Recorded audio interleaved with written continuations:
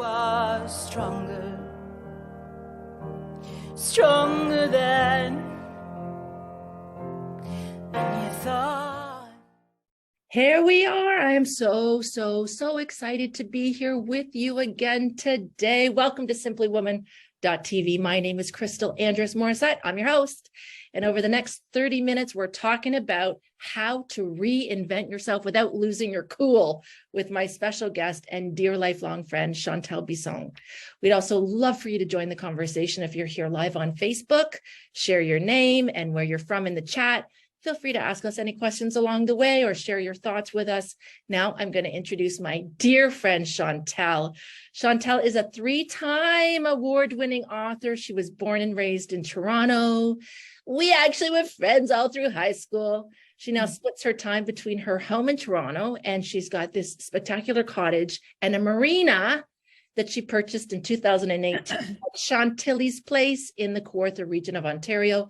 She's got this whole thing with these new books that I am totally in love with. They're all about how to without losing your cool. So it's all about without losing your cool. Her third book is how to loving yourself without losing your cool. And it's structured by Chantelle's own personal omissions. She always tells it how she sees it, and she lays herself bare. She takes readers on a personal journey to exercise their demons. Don't we all need that? She teaches readers how to analyze the learned in each phase of life, how to get back to your past, how to go back to your past and address the things that made you who you are, all the while approaching letting go of challenging life experiences. Spoiler alert, the end of her book, you're going to love yourself more than you thought you could. But today, I just really wanted to invite Shantelle because Shantelle, like I said, Shantelle and I have been friends. I met her when I was in grade 9. She was in grade 10. So I'm going to say 14. So I'm going to say, oh my God, 35 years. We've been friends for 35 years, and I've watched her journey. And I just think she's the most perfect person to help women, especially over the age of 50, which I don't know if that's possible because she's still 33. But helping women over the age of 50 really reinvent themselves without losing your cool. Hey, Shantelle, I love you. How are you? I love you too. I'm so good. I'm good. Even better now, hanging out with you. Shantelle, so before we get into, how do we begin again? Is it again? How do we reinvent? How do we start a life that focuses on what I need, what I want, or any of the women that are watching or listening today? I want you to first tell us a little bit about you. Tell us a little bit about your story, your journey, and how you got to this place of such wisdom. Okay. So I had my first daughter when I was 19 years old, and I wasn't the kind of person that thought, oh, I want to be a mom. It wasn't ever on my radar. Like, I didn't dream about being a mom in the way that some women I have heard do. I actually thought I would not ever be a mother and that I would not ever get married, because after witnessing my mom, who was a single mom, deal with such challenge and hardship of raising 3 kids all on her own on a single salary, I just thought, well, this doesn't look like any fun. This doesn't look like the way that I would want to spend my one life. So in the back of my mind, it just was something I wasn't going to be interested in, nor did I have plans to get married, because I'd also watched my father come and go. He was an alcoholic. He was neglectful and abusive. So when I put those two things together in, my childhood mind, I just didn't envision that those were things that I would venture out into when I grew up. So I was taken aback, not by the, not by the how you get pregnant at 19, but the fact that I was, right. I remember going over to your little apartment. I think it was a basement apartment at the time. Yeah. At the beach. And you saying, I'm pregnant. Yeah. And it was wild. And it was wild for all those reasons that I just shared, but also wild because my now husband, we'd only been together for 4 months. So, we barely knew each other. So you put all those things in a pot and, it should have been a recipe for disaster. But fortunately enough, I ended up with somebody who was as invested in growth, is as interested in being honest and digging deep and self-exploration and becoming a better human. So even though we both had very little to go from, he was from a broken home as well, it was I think the reason why it ended up working and why we're where we are today, where I'm 53 and, we have our first grandchild, is because that we both had that intention and we both had that open heart and open mind to have growth. So flash forward all through the years, as you can imagine, affairs, infidelity, confusion, hardship, financial hardship, emotional hardship. We're kind of still standing, but what happened with me along the way was, as my kids hit certain landmarks, I started to feel not so much obsolete, but like, well, who am I really? Because the person I thought I was going to be at 19 never happened. It didn't transpire. So it became about, okay, where did I come from? Why did I allow myself to end up in a box? And how do I get out of that box? And that's really where the Loving Yourself Without Losing Your Cool book came from, was just like, okay, this was my trajectory, and these are the traumas, and these are the things that were put into me. And I still managed to be in a healthy marriage, and I still managed to raise good children. But now who am I now that they've moved out and he's got a career, and, we're kind of ships passing in the night a lot of times. And so this is the root of the book, is like, well, what have you been not honoring of yourself for whatever reasons? Like, for some of us, it's our children. For some of us, it's abusive relationships, whatever your reason for why you're not who you had hoped you would be. This book is about, well, let me help you get there. Because if I got there with all the, detours that I had to take that were unexpected, then hopefully my experiences can encourage and inspire somebody to get to where they would like to be. Yeah.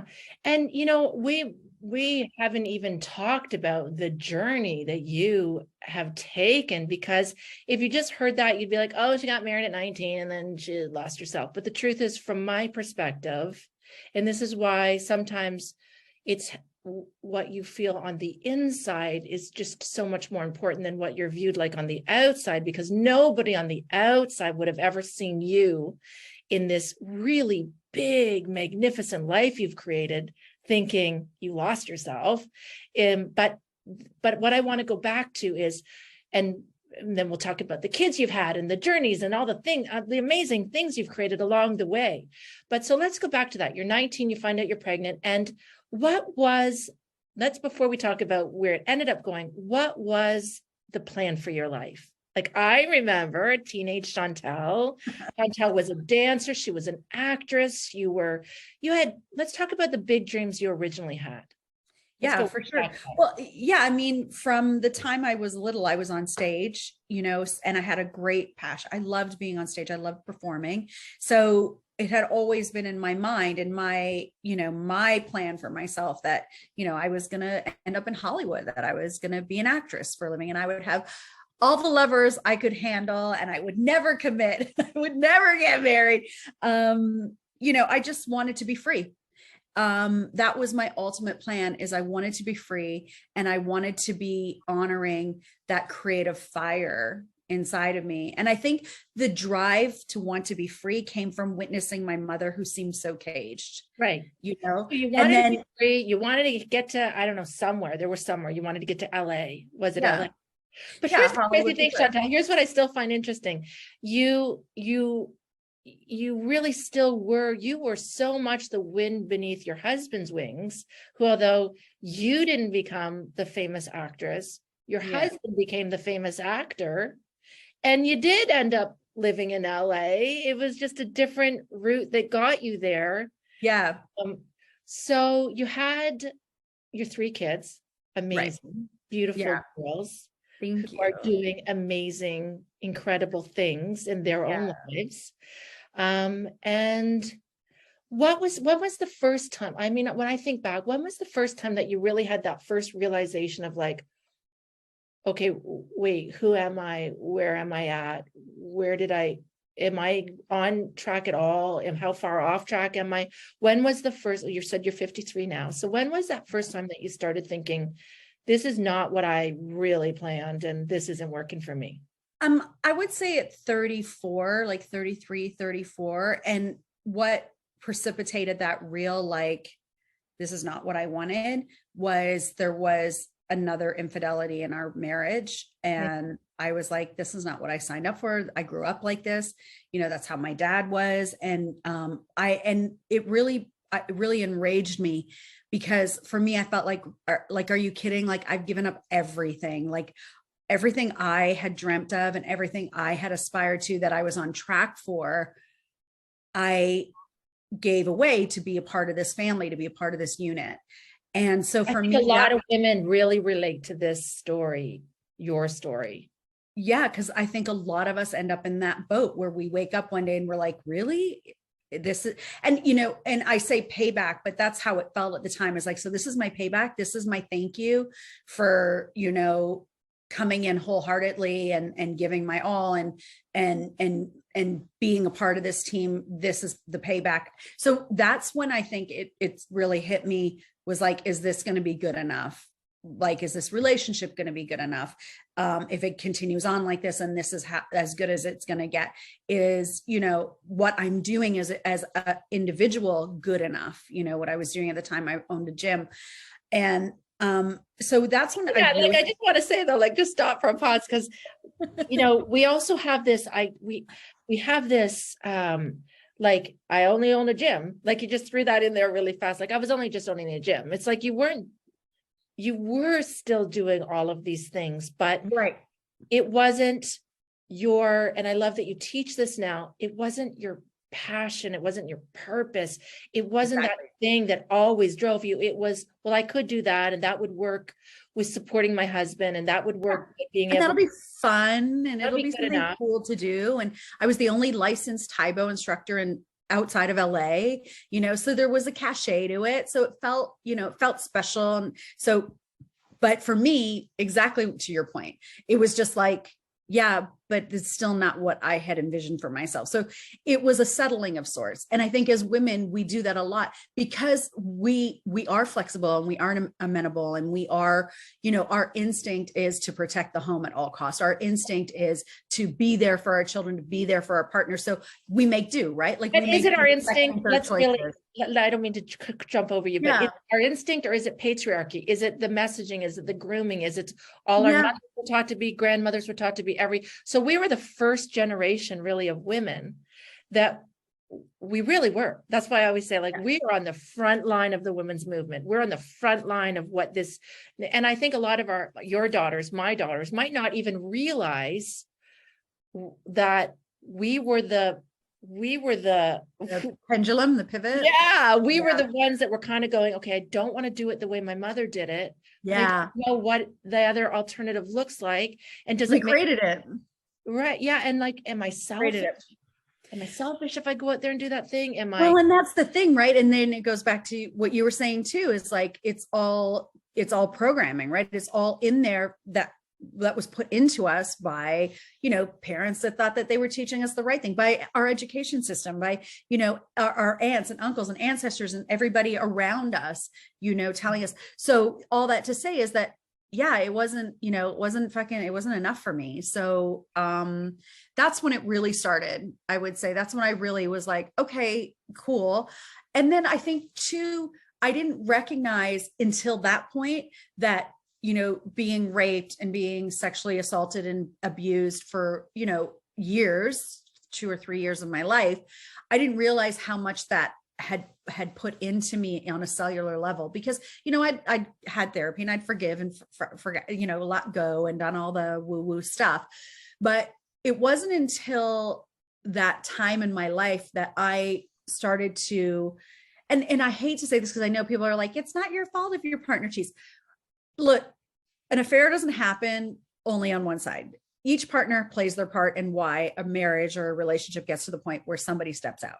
So I felt like, yeah, I was mad at him, but I also was like, okay, well, what about me? Like, I'm not my best self. I'm not actually really joyful. I'm not actually really content. So I'm not presenting and I'm not stepping up into this relationship as my whole self, because I'm not my whole self, because I'm actually still kind of pissed off that my life went this way. So it really was during that time that I had to go, okay, but why? So I had to go all the way back, and I had to do all the digging and all the healing and all the work. And it took a good solid decade to really I get it. do it. You know what I'm talking about. You know better than anybody what I'm talking about. Oh, Yeah. I get it. And in fact, it's interesting because I'm turning 52. So I'm just a year behind you. But I feel like sometimes I look at my life and I'm like, I haven't begun. Like I think I'm finally just healed.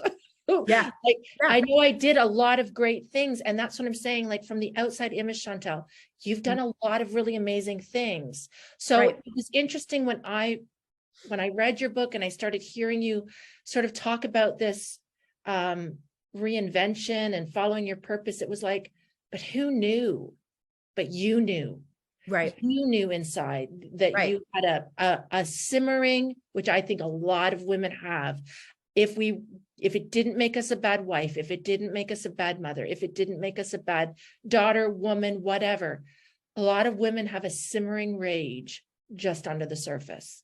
I agree. Yeah. And that really is where this book comes from. Because I've had people say, well, I wasn't raped or I wasn't sexually abused, so I don't have that kind of trauma. I'm like, we all have trauma. It's a collective trauma. Yeah. There's collective trauma. There's, you could have been told your whole life by your parents that you weren't the pretty daughter. Like maybe you have a sister that was smarter, a sister that was pretty. And so there's been some kind of conditioning put into you that is holding you back. And it doesn't need to be a big, huge trauma that's like, you can write the date down as to when it was, right? Like, so this book is really about that. It's like getting to the crux of yourself, getting into the core of you and asking yourself those questions. Am I really who I want to be? Is there more of me available? Is there more of me available for me, for crying out loud? I mean, like, it's one life, right? Like, it's like, well, do you want to live your one life really out loud and fully, or do you want to live your one life cautiously? Maybe you don't want to, you don't want to upset anybody. You've always been told you were too loud by somebody, or you were too much, it's, so this book is for everybody who wants to step into their whole self. And it doesn't have to be that you had trauma. It's just that maybe you've been ripping yourself off just because of patterns and habits that you've built. And I think it's like you said, everyone's had trauma. It's just what everyone has a trauma story, stories. But I think what I get so much out of this, and maybe it's our age, maybe it is, maybe there's something that's really happened. No, it's a good thing, Shantelle. I feel like we're being called. I feel like women over 50, 60, 70. I'm really mean it. Like I just graduated from my coaching certification, 74 years old. And she says, I am being called now like never before. But yeah, but let's not be like, because, I have a lot of living left to do. 100%. And I feel like it was like a different generation was almost like, you hit menopause, you turn into a crazy old cat lady. And I almost started to buy into it. Almost buying into it. It's always like my kids say things like, oh, Mom, you've had your time. Like, not in a bad way, just you had your time. It's pass the torch. And but it's like, my time was so wrapped up in being a part of you and being there for you that I actually didn't have my time. I've never had my time because I went from being a mom to being a partner, to being a wife, to being a this and whatever else you've ever even done. If you had the gym, or even if you were writing the books, all of that was still wrapped up in all the things you had to be for other people. Right. Yeah. And that's the other thing. And it's really cool that you said that about the woman who's 74 who did your course, because I have a very cool girlfriend who I love. I'm totally obsessed with. And she said to me, and she's just a few years older than me, so I guess she's going to be 56. Yeah. And she said to me, one night we were hanging out over some wine, and she goes, I just can't believe that I'm already in my invisible years. And I was like, you're what? And she said, my invisible years. Like, now I go to a store and they don't ask me if I need help first. They ask a younger, cuter female, or, they call me ma'am everywhere I go. And I've been getting ma'am since I was 30. So I know, me too. But so I got and I sat with it for a little bit, and I was like, yeah, no, I'm not going to get invisible after menopause. Like, no way. And so that also is part of where this Without Losing Your Cool brand came from, is like, I love it. as we age, we are the people that should be being listened to because we have a wealth of experience. We have so much knowledge that we've collected, that we are the ones who should absolutely not be invisible. You know what I mean? Like, and we should, and it's interesting because in some cultures, the elders are always looked to, right? Yeah. And they're called on first. So I think that North America, I believe and know, especially now more than ever, that there's a lot to be gleaned in North America, in our Western civilization, to go in and do some of that, to go in and get your elders to come and speak and share and help to spread wisdom. Or right now deciding you're now being called, it's your time. Mm-hmm. It's our time as women. And when I say over 50, yeah, it's because I am now. But listen, I was just, as you were talking, was searching, do I have her book? I recently interviewed Pat Mitchell, who was the first female president of CNN Productions. I mean, this was the first woman to get a nationally syndicated television show across the United States before Oprah, Pat Mitchell. And she's 80, turning 80 in February. Wow. And she's such an activist now. And she's so beautiful and powerful that interviewing her gave me a renewed, like, Crystal, go get your hair done. Yeah. Go get it done. Get yourself some new clothes. Stop trying to fit into the old clothes that you don't fit anymore. Buy the bigger sizes. So, it's not time to pass the torch. It's time for us women, like never before, to step into the role, our rightful place. And just, to just live in our skin and stop trying to change it. I find I'm so guilty of that.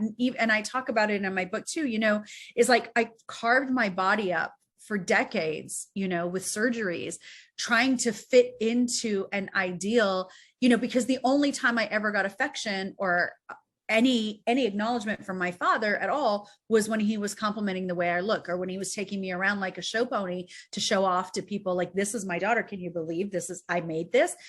So for me, it always was like, oh, well, I better look a certain kind of way or nobody's going to love me. Yeah. And nobody's going to love me, and I'm not going to love me. And I got to tell you, it doesn't make a damn bit of difference.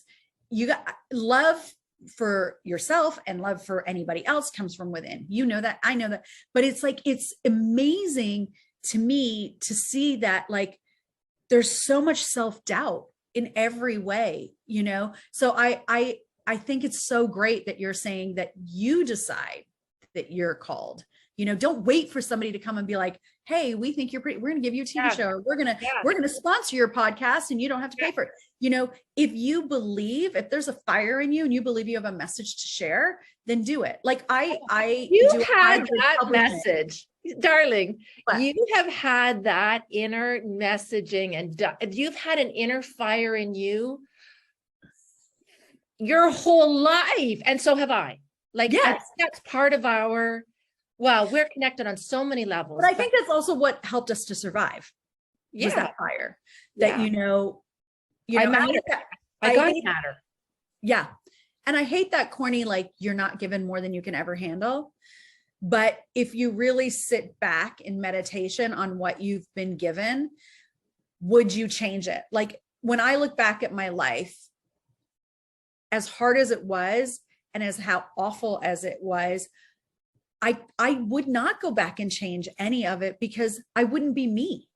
Right. I love that. And I get that, but I'm still one to say, like, I would have really liked not to have that stranger rape where I lost my virginity and was dragged behind a tree. No, I really would have liked to have parents that loved me. Like, I would have, like, if given the option, I would have liked it to have been easier, but you can't. Yeah. Right. But you can't. So here we are. So what are we going to do? What do you do with it? And you have dedicated your passion now to, and I love the whole without losing your cool. I'm teaching women in one of our courses, our master empowerment coach certification. And we're just finally at the end of it, where I'm now teaching them, like, how to create an offering, how to write the best title, how to create the best hook. And I was just teaching them last week. And then I pulled up your book and I was like, oh, she's so good. Like, how to without. So where did you come up with the how to without losing your cool? Well, the reality is it's totally tongue in cheek, because if you are trying to get through life without losing your cool, you're going to be trying your whole life. You're gonna be crying your whole life. So the whole brand is really about how to enjoy and love and get the most out of this life without this messy, beautiful, off the rails, not what you planned life without losing your cool. Like, how can you take the most out of your one life without losing your cool? And it's really, the joke is you're going to lose your cool. So what do? Like, how do you come back from losing your cool? Like, how do you come back and reclaim? How do you come back and still enjoy? Where are you finding your nuggets? Where are you finding your peace? Where are you finding your essence while shit is hitting the fan? Because we're so wanting for life to be easy, and it's not. It's not. For whatever reason, everybody's got their different pain threshold for life, and what's hard for somebody is easy for somebody else. What causes somebody else to lose sleep was like a blip for somebody else. Like, we're all different, right? So really, my brand is all about meet yourself where you're at and love yourself through it and have a little bit of fun, and don't take it all too seriously. Like, just roll with it all a little bit more so that you can get through it without losing your cool.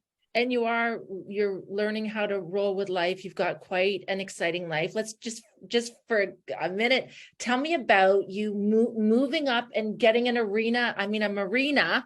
Whoever thought Shantelle would have a marina in the Mosquitoes or the Halliburtons called Chantilly's Place? I was like, when I saw you did that, I was like, what made you decide you were going to? You know what? Talk about being called. Like, the reality is we bought a property, we built a cottage. I've never had a cottage, because I come from a single mom. I didn't know anything about cottages. An apartment in the city. Yeah, exactly. You were my rich friend. You knew about all that stuff. I knew none of that. So, and Yannick knew about it because his family's from Quebec and the Laurentians and all that, but I'd not ever grown up with it. So Janan, who is another mutual friend from high school, she's always grown up on this lake. They've had various properties. So anyway, bought the property. We're sitting around the fire one night. She goes, "Oh my God, everybody's so upset. The marina didn't open."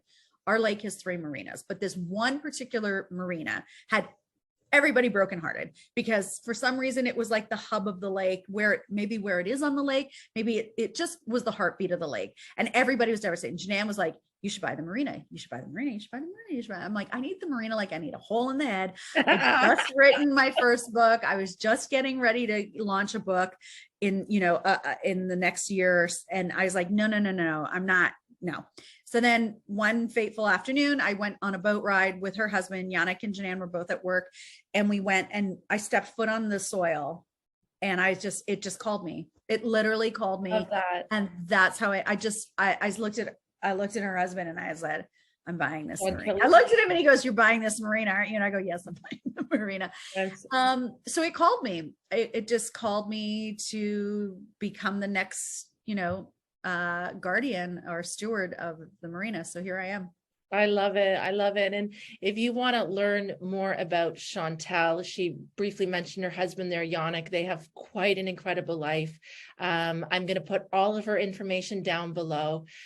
This half an hour has gone faster than I can even believe. Next week, we're talking with Sasha Sterling. She's one of our first master empowerment coaches to become certified nearly 10 years ago with the SWAT Institute, and watching her just rise into this powerhouse businesswoman from this really nervous young 20-something-year-old mother has been incredible. We're going to be talking about poverty in a wealthy nation and why women in business, just like Shantelle and just like me, are an act of social change.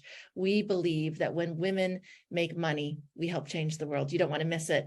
Plus, we'd love your help for the best show topics. Maybe we'll even invite you to be one of our guest experts. You'll want to stay in the loop by heading over to simplywoman.tv, join our mailing list. It's been my pleasure to connect with you today. Shantelle, I love you. I'm going to give you the last 30 seconds. Any last thought you want to share with our audience today about reinventing without losing your cool? I think reinventing, the crux of it really is to decide where you feel like you have gaps or holes in your dreams and your desires, and then to go for it and to give yourself grace. Like, if you don't arrive in a timeline that you set up for yourself, remember to allow the universe space to work as well. I love that. It's been my pleasure. I'm going to see you again next week, hopefully at simplywoman.tv. My name is Crystal Andrus Morissette. And remember, we are for women, by women, and about women. Bye for now. You are stronger, stronger than